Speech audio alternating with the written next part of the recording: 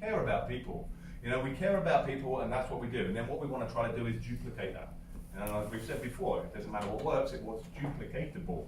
Anyway, so that said, let's move on to our next speaker, who is Nigel Booth, and he's going to be talking all about the nuts and bolts of connecting with people. So please put your hands together for Nigel Booth.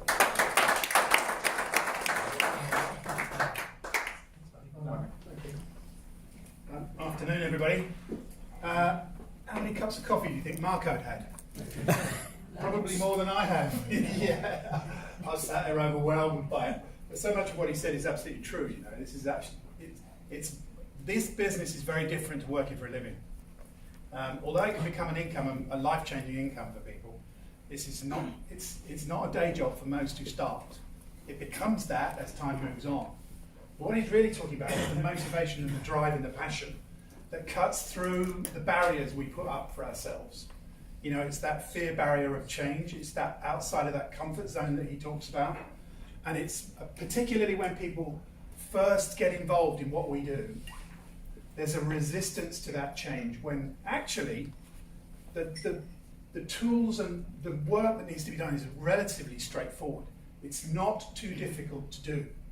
And I'm going to cover the simplicity of doing some very simple things every day, early on in someone's career, within this business of network marketing. Sue and I go back in this industry a very long way. Excuse me, more years than I care to mention. And we learned the hard way, largely, because this is so different to normal business in so much of what it does and what it teaches, because essentially it's about us as individuals, who we are and what we can become, rather than the functionality of being employed. You know, you go into your first career job. First one I really had, I worked for a medium-sized computer company. It was growing very, very fast, and I grew with it. And the job description when I went in didn't really exist. We actually carved our own out as it grew, because that was the nature of what we were. We were this organic animal just getting bigger and bigger, and the rules got built alongside our growth. And as a consequence of that, I was always looking at how we make things happen, how things should happen. We engineered it over a process over years, where we turned this company from what was a relatively small business into something very, very significant. But what we learned was there was a metamorphosis along the way from this really group of people working closely together, communicating on very short lines, to a much more organized structure, where process began to take over. And as a consequence of that, it became more of a machine than an organism in many ways. That, however, I learned a lot from that, because essentially it said, you know, in order for things to duplicate going forward, very tiny groups can do things together that bigger groups don't achieve unless you have systems in place to do it. And Marco's talking about the passion of the individual and the application of that passion to making this business work for you on an individual level. What we as leaders and influencers in this room are doing is seeking to build processes that help others to duplicate what we do. That's not duplicate us. And it's a key thing. Personalities don't get duplicated. What gets duplicated is activity. And it's that activity that if you teach in the early days of someone's engagement with us as a business, that first couple of weeks in particular, very simple things that can be done, then as Marco was describing, the speed of development of your organization can accelerate very, very quickly, because there's no rocket science here. People overcomplicate it. I talked about my own experiences many years ago. I overcomplicated it, because I started to create structures that essentially were hierarchical in nature, built along the lines of standard organizational structure. They don't exist in this business. You actually have to take a step back into sort of business philosophy. I don't know if any of you are familiar with De Bono. He created a concept in business called water logic. Effectively, it's about water finding its own level. The organizational structure should find its own level. And that's essentially what networking does. It allows people to find their own level. But actually what we want them to do is to grow beyond it and exceed it. So as part of what we do, especially as leaders and as influencers in this business, is help people to change what they do, get outside that comfort zone very slightly, because that's where your growth happens. You know, you do what you do today and the same tomorrow, you'll get exactly the same results. Results don't come out of status quo, they come out of change. And you know, he talked about professionals. And one of the things that I've always felt is important about professionals and being professional, which is what we're really trying to do with this business. One of my personal things about it is that it's not viewed generally, perceptually, as a profession. It should be. And because it offers so much opportunity for people to grow personally, which ultimately is probably the most fulfilling place any of us can be if we're actually growing, changing, becoming more fulfilled and making a greater contribution. And that is that, you know, professionals just take the result for what it is and they move on to increasing their own skill base and their own results by changing what they do. You know, you don't see an athlete who's losing races because he's not quite there yet, giving up. They don't do that, they go again. And they work on it day by day by day by day in a way that creates that little bit extra, a tiny bit of additional experience, success, drive, performance that produces a new result. That's what we're talking about here. Now, when someone first gets into network, they bring with them certain skills, they bring with them their attitude and their desire, but they very often don't bring all the skills that are needed. And I'm going to talk about those basic skills in a minute. But positionally, that first couple of weeks is so important to help them to get beyond their initial burst of enthusiasm to that first flush of success. Because without it, if you just leave them on their own, and they get along with doing their own thing, in their own way, trying to avoid that uncomfortable area of change which is necessary to get the success they desire, then most likely they'll drop out. And this is a business that keeps customers because its whole model is engineered around the customer acquisition process. That's a massive plus. So many other networks out there are all about finding distributors and selling them packages, which clogs them up, and they do what, you know, they pop and they drop because they boom on a market, they're here for 2 years, and they're out at the end of that period of time. And that's the perception people have. It's this sort of sausage machine of American companies in particular coming in with the hype and the hope, essentially sucking up a lot of people who invest but don't actually achieve. We're about achievement and setting the platform for that achievement. And it's this first fortnight of a distributor's partners activity that makes the difference between building their platform for success and giving them those basic skills and support to make it happen. That's the bit that we need to focus upon in order to get this magical word duplication working. And that's what I'm about, is helping people to duplicate. Because I see the skills that I've got and the role that we play as a facilitator to help them get outside the comfort zone, to get that core of skill development that actually helps them to do the same thing with their own people. When you get that process going on, and Dave's going to talk about the goals and the plan a bit later, but you find your 4 partners, and those 4 partners start to duplicate the activity, you can, as Marco described it, then leave them to get on with it. You're effectively making yourself redundant. Now that, in business, is the last thing you want to do.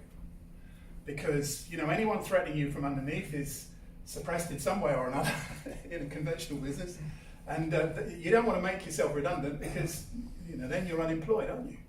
Happened to me a couple of times. But for reasons other than potentially, you know, mergers and acquisitions, the main reason that happened to me. So what we want to do is to make ourselves redundant as far as having to support them on the ground all the time. But it's that investment you make, not just in helping them to become a partner, but it's in that first 2, 3, 4, 5, 6 weeks, however long it takes to get them to the point where they're confident enough, they've grown enough to be able to do the basic things to help their own team to develop. And if we do that, and we do that successfully, then the geometric progression really begins to happen. It feels like it's hard work initially. It is quite hard to get it going. You know, it's like Sisyphus, the Greek guy who was condemned to pushing the ball uphill permanently. always pushing it up. It feels a bit like that to begin with. You know, but eventually you're going to reach a crest, and the ball disappears over the crest and begins to roll on its own. And you stop at the top of the mountain looking at the view because the ball's still rolling. And this is what we're in now. It's that phase of development. And this is unique. It's a unique time. We're never going to get this again. This next 3 to 4, 5 months is the point at which this platform will be built. Yeah. This foundation we're working on right now, or if you like, just to continue with the Sisyphus idea for a second, we're just trying to get that ball off of the, you know, it's rocking back and forward at the moment. It's not yet moving. That's the position we're in. And so these skills, the simplicity of what I teach here, if you get this bit right and you do it, and you do it, and you do it, then Marco's absolutely correct. The point at which diamond comes and all these other ranks, it's the side effect of that very simple activity.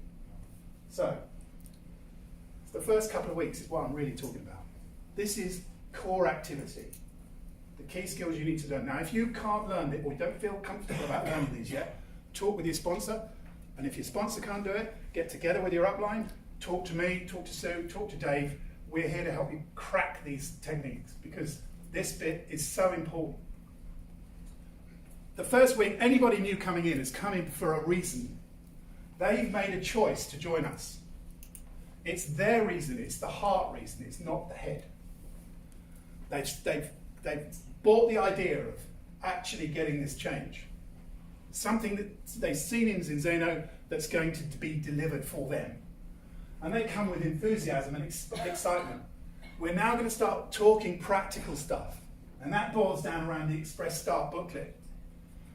And the other practical element, just the small things that we all share, the phone number, and now we're getting to the nub of where we really need to go, and their willingness to share their contact list. Because this is the bit that carries their credibility with them. Now, my own experience of this is very few people do this properly. They write a little bit of list, but what they're doing is they're judging. They're judging whether someone would be good, whether they would like it, whether they, you know, he's too successful, or no, she's way too busy to do this. You know, oh, there's not a chance, she was in that one and that didn't work. That's not the role we have here. Our role is very simply to share this with people in a way which helps them to decide. And in that, Marco has a way of doing it. It's not my way. But he does it his way, but that's fine. We both reach similar results. Mine's slightly more gentle, as you will see in a minute or two. But it's effective. You have to be willing to share your contacts, and this is the key thing about teachability. You hear about duplication and being able to be coached. Actually, it's much more a case of really doing what I say. Because if you do what I say, you'll get the results you want. Now, all these years ago when Sue and I first got into this industry, I wanted to do it my way. And guess what? Success eluded me for quite a long time, or us, actually me in particular, for quite a long time, and I was baffled by it, you know, because I don't think I've got poor skills generally, but it wasn't happening in the way that I was watching these other people see and make it happen. And really this comes back to, it actually fundamentally is driven by, you know, this personal motivation you have, your why, which I'm only going to flash this up because I covered this in some detail in another one. One of these is likely to be the reason you joined. You decided to get involved in what for most people, 98, 99% of people, is a part-time occupation to begin with. It's one of these with the hope and the expectation of being able to access one of these. That's their primary motivator. And it's the thing that is driving the emotion that's engaging them. What we have to do now is turn that emotional commitment that's here right now and take away the left brain issues of the doubt and the rationalization that come in after the decision has been made. Because that's what people do. Especially when they go home and say to their significant other, I got involved with this company called Zinzeno. And she or he says, what's that? And they do a quick bit of Google, and of course the first negative comment that comes up, because they're always the ones that do, That's it. That's coloured it forever. And now the critic comes in. And the self-talk starts to come back saying, you know, are you sure you made the right decision here? Is this really for you? This is part of the process, the psychology of thinking that people have when they first become involved in something that then gets gratuitously criticised by someone who is important to them. So we have to reinforce that initial reason, one of these, in a way which says, you know, it's worth it because you're going to get that. And it's not they who matter, it's what you want, not what they want. You know, people's opinions we tend to give too much weight to. And actually opinions are, as an old sponsor of mine used to say, just like belly buttons. We all have one, but they serve no significant value anymore. They're of no value and no purpose. So one of these is the important reason, the reason why someone joins. It's the emotional reason. Now we're starting to talk, though, in this first period about the practical stuff, the activity stuff, the areas where people are going to start to feel uncomfortable. They're comfortable with the concept of being able to get into this and have it delivered. What they now become uncomfortable with are some of the practical things. I want to go back a page. Sharing the list. They're uncomfortable with that. We have to explain why that is and join them to do it, because as everyone you will hear in this industry who's been in it for any length of time, it's your contacts that make the difference. They are the ones that leverage your activity. We all have at least 150, minimum. Dunbar's number, you can look it up. I covered this last weekend actually. But Dunbar's number, if you want to, it's quite a significant number. In the wider group, we have somewhere around 600. But 150 are people we know relatively well.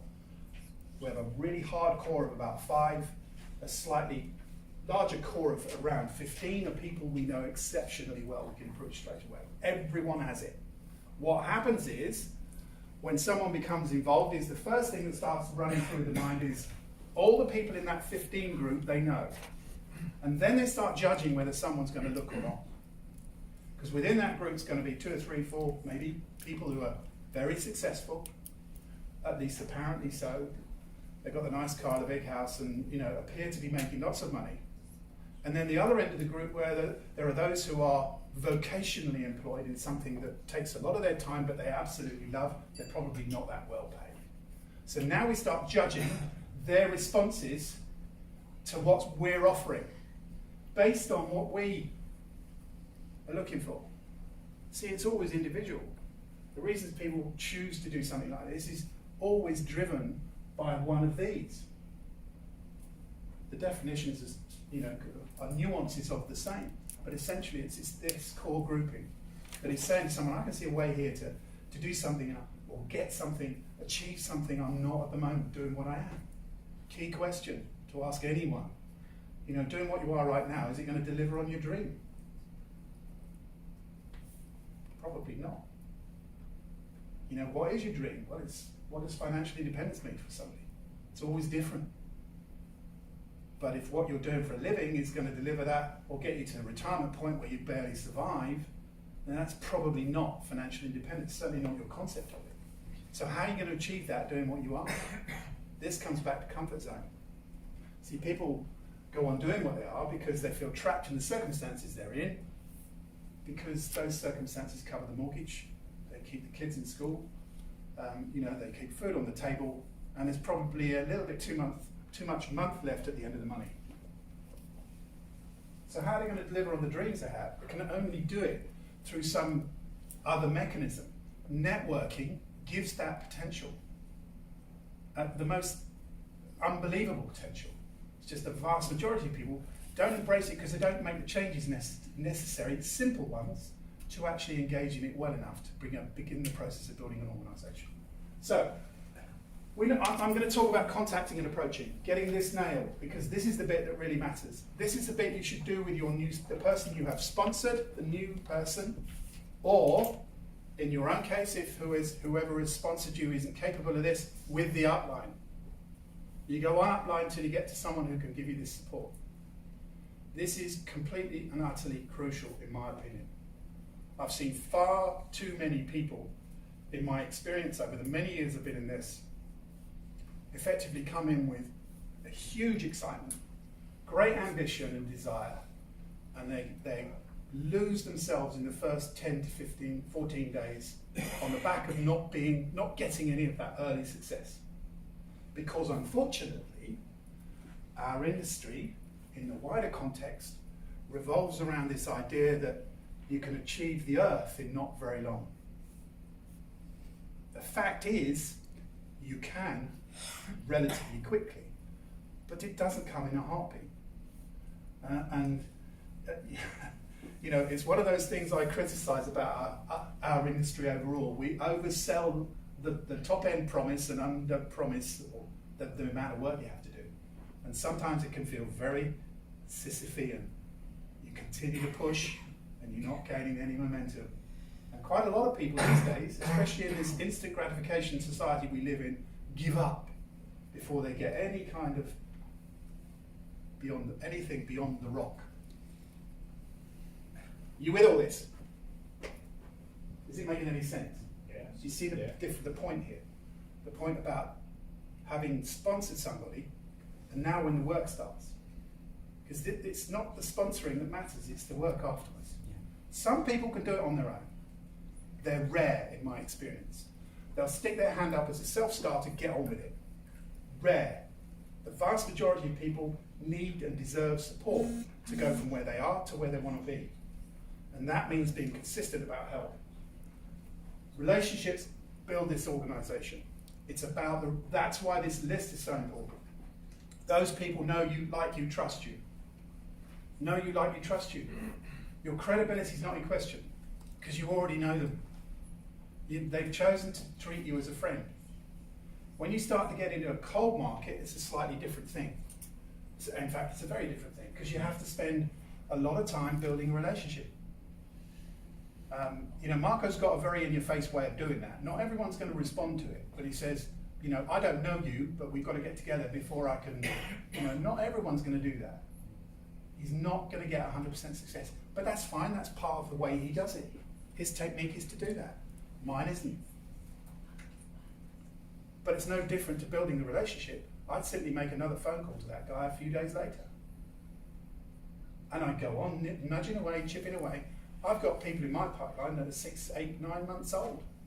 Actually, not quite that old, just May last year.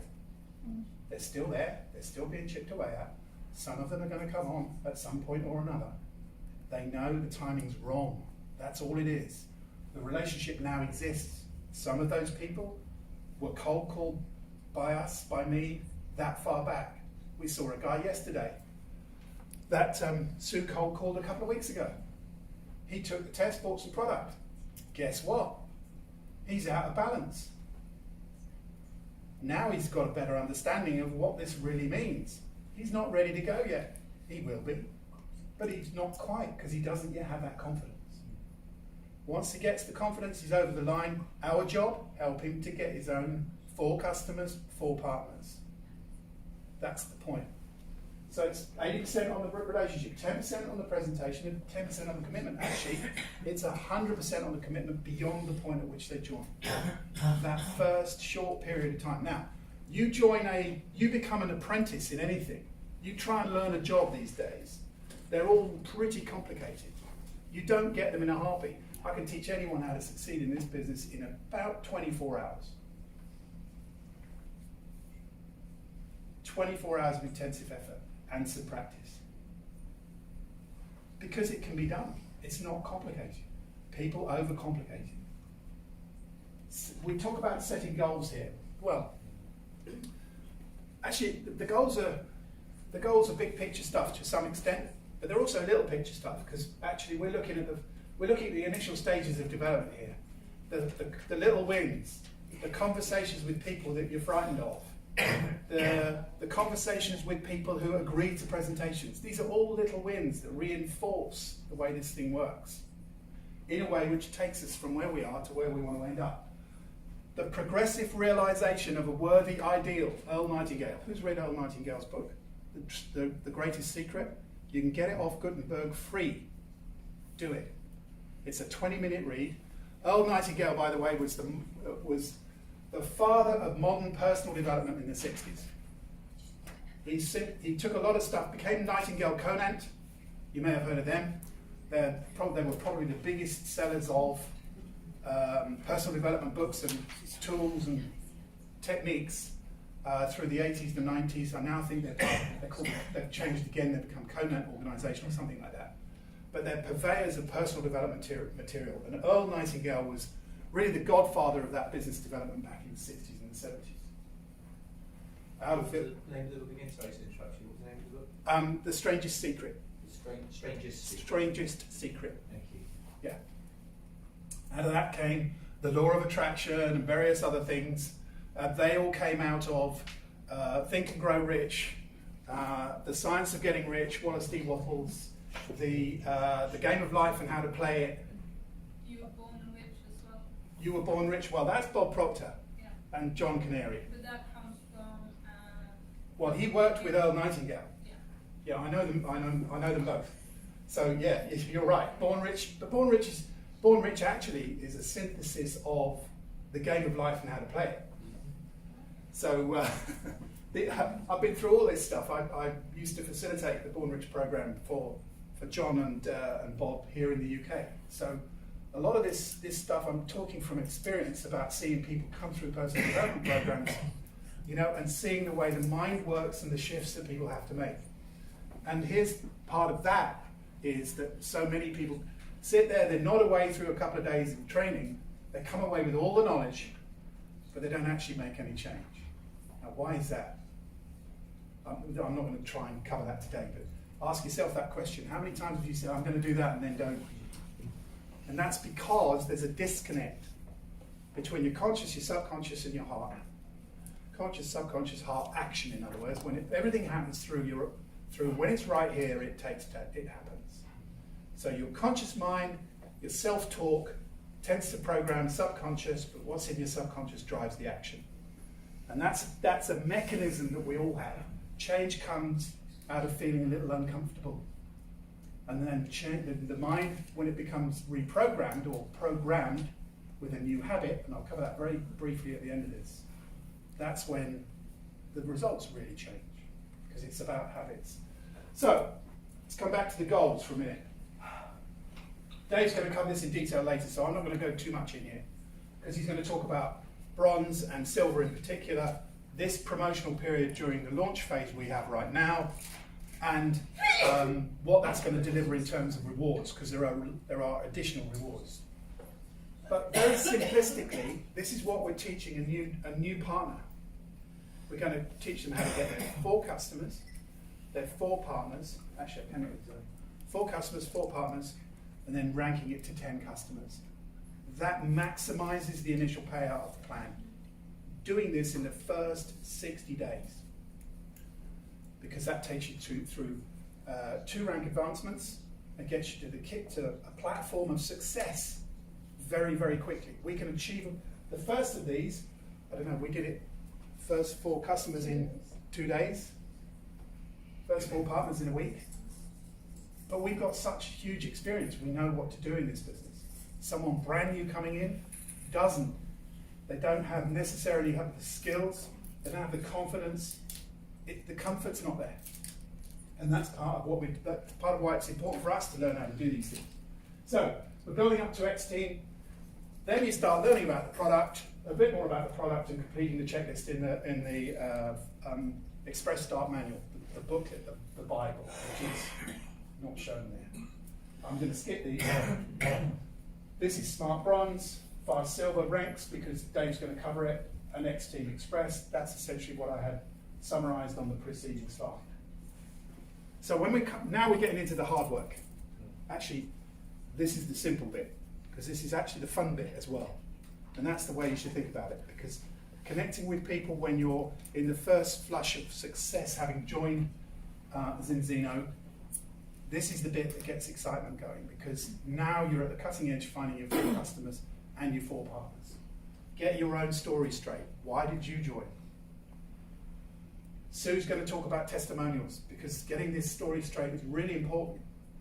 Because I don't know about you, but my only experience of this is when I ask someone in the network what they do, they all have a different story. So that doesn't matter. What matters is your story is true to you, because you've got to deliver it with confidence. But you've also got to say enough to convey enough for people to want to know more. And you can do that in one of two ways. You can do it succinctly, or you can talk a lot. What tends to happen if you talk too much is that people lose interest very quickly. So let's keep it short and then prompt that next conversation. So how do you respond when someone asks, what do you do? So who's going to cover it? No, I'm not stealing your thunder, don't wait. So come back to contacting and inviting. Use sponsor to teach people to follow the steps. This is the secret to building an organisation here. You do this, you do it right, you do it continually, you form a habit of it, you can build a network globally and pretty much write your own ticket. Use the system, the Express Start booklet, make the list. Those people you know are the short circuit to building an organisation. If you burn through them on your own, saying too much, like Marco was saying, you don't give them lots of information over the phone. That is not the goal of the conversation. The goal is to simply get an agreement to meet or to view a presentation. Coming to that. And we do that in a step-by-step process, because people don't get enough time to sit and consider everything we have in one go. They just don't. I don't know about you, but I scan my emails. A lot of them I don't bother reading. Why would you? You know, I get hundreds a day, and I really don't read most of them because I'm not ready to read them. The material may not be that important to me, and I subscribe to a number that I'm really interested in their stuff, and I tend to save them up and then read several of them all in one go, because then I'm ready for the information I've got. Contacting and inviting with your upline. I was with a partner on Monday. He's got a real block about picking the phone up.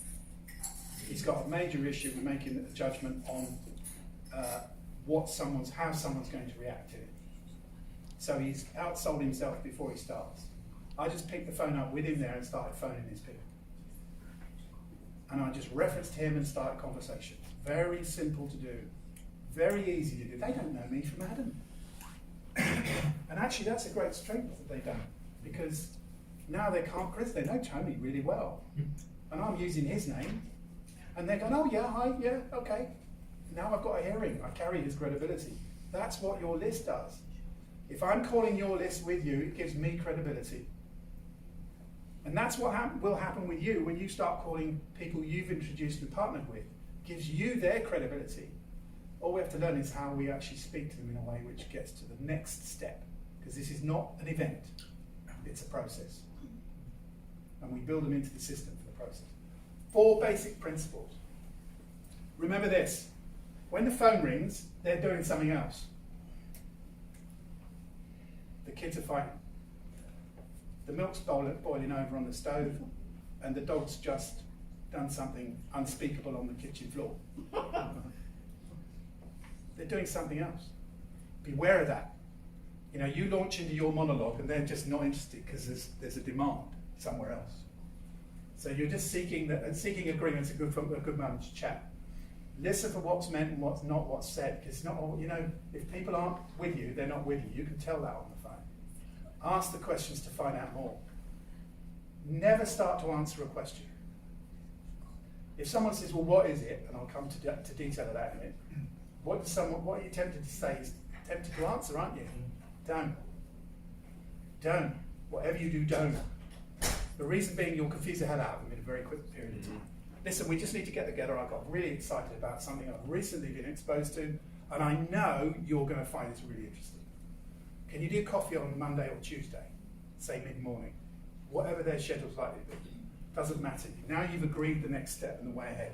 They're going to ask you, what is it? Oh, I'll tell you that when we meet. You good to meet or not? Someone you know well, one of your 5, one of your 15. You can say that and get away with it. You don't have to tell them a lot, you just meet. What if they're in another country?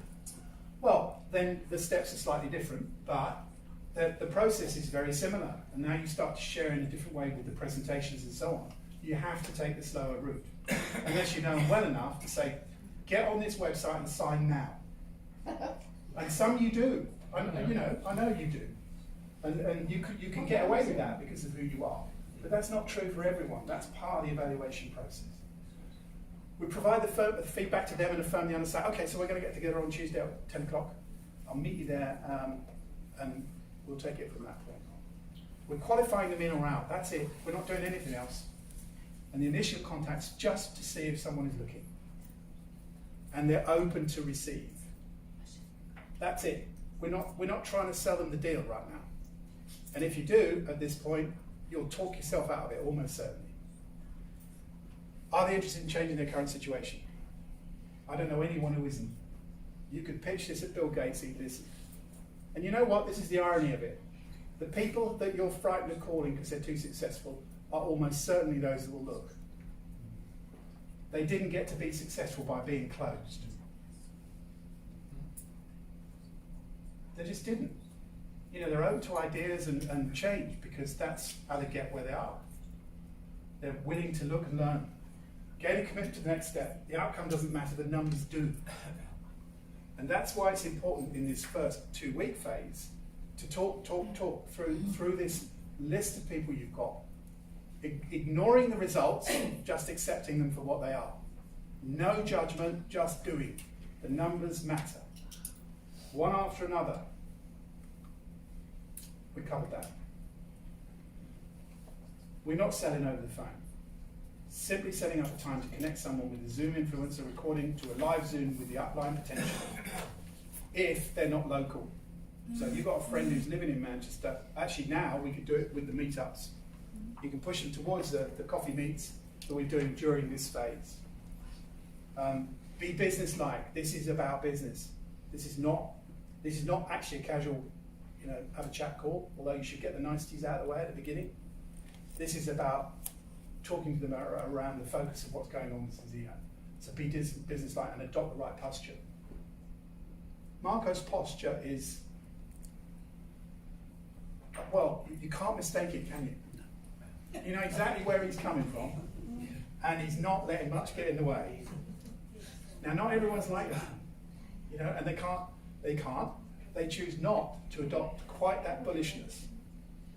But he's arrived at that because it works for him. Not everyone does it that way. I don't do it that way. But what he gets is a result that suits the way he is, because he's very Italian. It's wave your arms a lot and Hey, ciao. yeah, shag, right? It's right to the point, and that is the point. Let's get to the point here. We're not faffing about. We're actually being definite about what we're asking for. So be scripted. What I mean by a script is be comfortable about what you're going to say.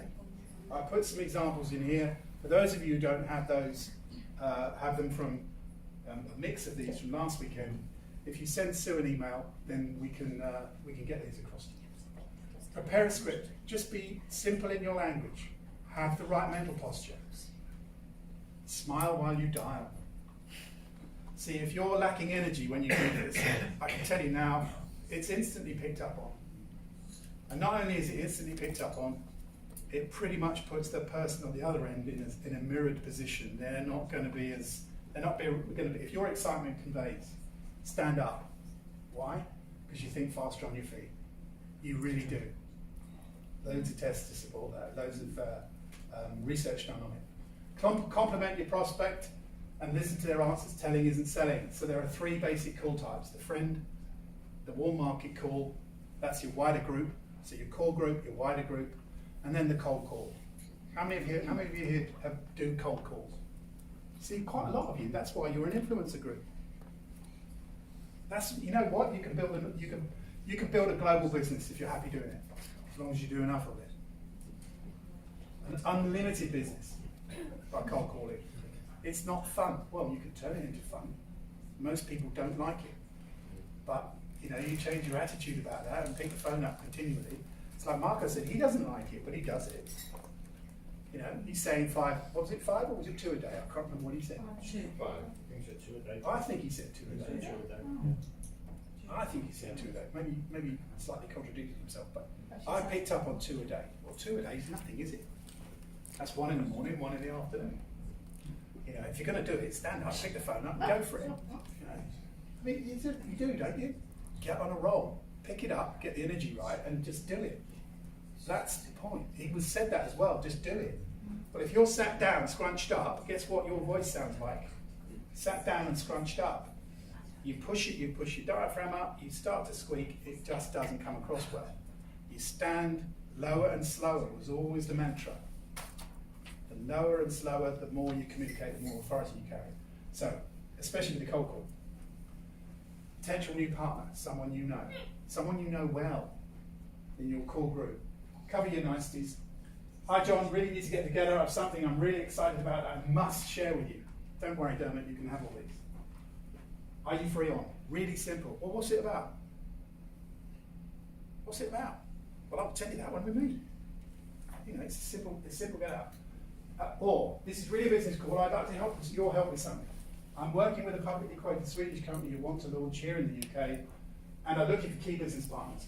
I was surprised and impressed by what's on offer, and I'd like to share that with you. Are you able to do coffee on? Now he knows it's a business conversation. Depends on your personality and what you like to say to people you know well. I'm not saying you have to do it like this. I'm not saying you have to use these words. I know they work. What if you get a voicemail? Leave a message. Hi, this is Nigel. Please call me back as soon as you can. I have something I need to share with you that I think you'll want to know about. Speak soon. That's it. I've never had a friend not call me back. Follow up though if they don't respond. Because ultimately that's what it's all about. Again, someone you know, I've covered that pretty much. Yes, I have. So how do you deal with, well, yes, no, what is it? Well, if it's a yes, don't start to talk, don't talk any further, just book it in the diary and get on with it. Right, I'll see you Tuesday or whenever it happens to be. If it's a no, that's fine. No, that's fine. I called you because I thought you might be open to looking. But that's okay. Forgive me, but I have a number of calls to make tonight, whenever it is, because the timing of this is really important. Now there's a give and a take here. I'll give you a call once I have the main people in place. Now my take is very simple. From their point of view, all of a sudden there's an urgency and an importance they didn't get from the first part of the conversation. There has never been an occasion where I've what is it? Well, what is it then? And what is it that opens the door? Well, let's meet next week, Tuesday or Wednesday, which is best for you. Job done. It's the next step. This is not the step. All we're doing is connecting, reconnecting, connecting in a way which allows us to communicate more effectively and get their point of focus. Remember, the phone's rung, they're doing something else. They're not engaged at that moment until they start to listen to what you're actually saying. Also, Marco said, and I agree with him actually, he much prefers to be in front of people, he multiplies his results by 10. And that's absolutely right for the vast majority of us. Why is that? Because there's an energy transfer you simply don't get by phone. You pick up the subliminal body language and it tells you more than actually is being said. And that reinforces your perception psychologically about the information you're receiving, whether it's being delivered with conviction or otherwise. You see, if someone's nervous and jittery and they're not really, you're picking that up. Whether they know it or not, you are. And if they're doubtful, you're doubtful. So this is part of the reason why I mentioned right at the beginning of this, the line between their choice of when they get involved with what we do, because of the heart decision, after that, the head starts to work. And if they're doubtful as a consequence of their own self-talk, and they're in front of someone talking about what they're doing here, that communicates. So you need to be convicted. To be convincing, you need to be convinced. You absolutely do. So you've got to talk from here, otherwise it communicates. So, what is it? Lisa, what is it? That's me. You firm up that conversation again. If they press, I love this. Sue came up with this. I always credit where it's due. And I thought this is absolutely brilliant. She says, it's a bit like posting a haircut. Exactly. And it normally gets that reaction, you know. It's a bit like posting a haircut. It can't be done. That's me. That's essentially all we're asking for. We want a next step to be exposed to more information, real information, that takes them from one position of understanding to a new position of understanding, which is going to benefit them ultimately. We're not selling here, we're just exposing right now. We're not asking for a deal, we're exposing what we've got on offer. If they push really hard, then the potential is going to drop. And unfortunately, in the circumstances which Dermot described earlier, where we're talking to people at a long distance, you don't have a lot of choice unless you're prepared to jump in the car and go. But you can use WhatsApp with You can use all kinds of stuff, don't you? Yeah, but with a photo of them and you can see them. Then, well, you can do it of the Zoom call, yes. Yeah, Zoom. Yep. The numbers of opportunities to actually communicate visually now have expanded hugely since Sue and I got in. There were only phones in our day, and we didn't even have mobiles. That's how far back we go in this business. No internet. Internet. We had teletext and that kind of stuff, but none of that internet. And the first car phone I had to buy a car to have a phone because it was so big. It took up half the bloody boot actually, and it cost me, just by way of example, £3,750 to put it in, and then the bloody thing didn't work. So, but that's, at the time I was running a telemarketing agency, so we kind of, we used the phone an awful lot, and I felt it was important I have one. Anyway, that's another very old story. If they push really hard for more information, then your potential does drop. There's no question about that. However, if you know them well and they're on your list, then you actually have, you've still got that potential to drive it through the use of Zoom or others. And the real mantra here is don't give up. Three-way calls, I love this, because this is where you can effectively substitute for someone who's really terrified of the phone. They just can't do it. And there are people who can't do it. And it doesn't matter how much you say, get outside your comfort zone, pick the phone up, call. They just don't do it. And that's fine. So we must do it with them or for them, because that way round, they begin to experience the potential for change and change in themselves. They may never become comfortable in doing it. That doesn't matter, because it might sound harsh, but they don't matter in the consequence of this. What matters is the list and the people they know. It's not what you know, it's who you know that matters. But they chose to become involved with you. And this works for someone who's picking the phone up and then organising a three-way call with the upline. Why do we do that? This is really simple to learn, but why would we do that? Well, it's as I described with the partner I was with on Monday. He doesn't like using the phone. He's making judgments about people he knows and what they're likely to decide, so much so he freezes. So I just pick the phone up for him and use him as the credible third party, because they know him, they like him, they trust him. And I just carry that forward on the basis of my relationship with him. And that's what we do with our partners to build organisations. But it all boils back to using the list. So, practitioner example. Again, I'll share all these slides with you if you want them. Give Sue your email address, or give me your email address. I'm happy to do that. This works. We've proven this time and time and time again. Very simple. Anyone can learn how to do this. It's about 10 seconds long, that intro. And it's just okay, you can pick it up, you can get them from Yellow Pages, you can get them off the internet, you can get them off professional bodies. Just get a list and pick up the phone in your local area and call them and book appointments, beginning the process. That's a bit more information. So the follow-up, these are keys. When they've seen the business presentation, on a scale of 1 to 10, of what I shared with you, where are you right now? We're evaluating. They're going to give you 4, 5, maybe 6, or none. Doesn't matter. The answer doesn't really matter. Hypothetically, if you got started in this business part-time, how much would you need to make each month to make this worth your while? Where are you going to rank up to? What are their expectations of what's possible? How many hours a week could you commit realistically to creating that income? Now we've got two benchmarks. We've got the basis for an equation. We know how much they want to make and how much time they've got available. How many months would you be prepared to work for those hours a week to get to the whatever it is they need? Now we've added a real component to it, the time it's going to take to get to that figure. And remember, this is all against the backdrop of why they're motivated to join something. You know, if they're not going to achieve their dreams and aspirations with what they're doing right now, what are they going to do to make that happen? They're going to have to find another way of creating the income they need.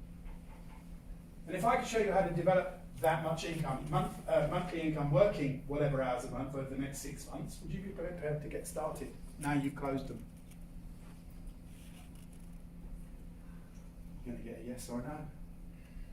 Anybody can't do this? Was that a nod of yes or a nod of no? You looked at that one. Oh, no, yes, yeah. Or were you just nodding off? That's positive.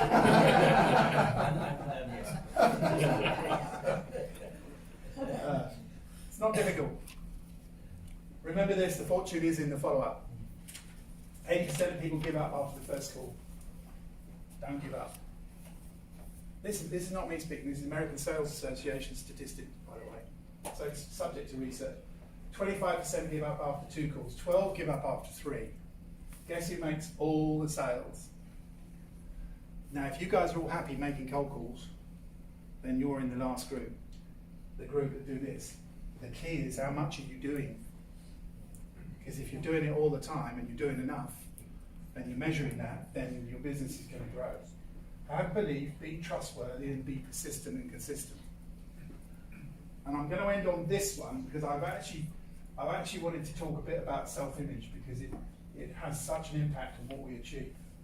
Who recognises this? None of you, I think, are probably, well, you're certainly not as old as we are. This is Cary Grant. He was a dreamboat icon in the 60s film business, particularly. Probably the most famous film he was ever in was North by Northwest. If you've not seen it, watch it. Absolutely brilliant. He said, I pretended to be somebody I wanted to be until I became that person. Or he became me. And this is the thing about change. It's that comfort zone. So what he was doing was practicing to be the person he wanted to be, which was not who he was originally. And ultimately he became that because he changed everything about himself to produce the image of the person he had imagined. He became the person he had imagined. And at the end of the day, that's why we have these dreams, the goals that we set for ourselves. You know, the financial freedom, the extra income, the legacy, the retirement, whatever it happens to be. It's driven by an inner desire to achieve something. In order to do that, change has to happen, because otherwise we just go on getting the same results. And these techniques I've been talking about today absolutely work for the new partner, for you as existing partners, and will serve you incredibly well in this industry forever. Marco talked about the next 30 years or so. If I make that, I'll be 95. So, you know, I'll be pushing the envelope a little, I suspect. However, having said that, over the next, well, for me, over the next two to 5 years, I can see myself quite happily reaching 70. Then I'm just using this stuff, the very simple stuff that you can learn how to do in a very short period of time, just week in, week out, because ultimately it's the habits that make the change happen. If you've got old habits, you need to change those for new habits in order to create real change. So it's not the goal that matters either. You can set a goal, it's the dream, but actually the delivery of it is the everyday goal, the habit you form in order to deliver it. And on that note, I'll finish.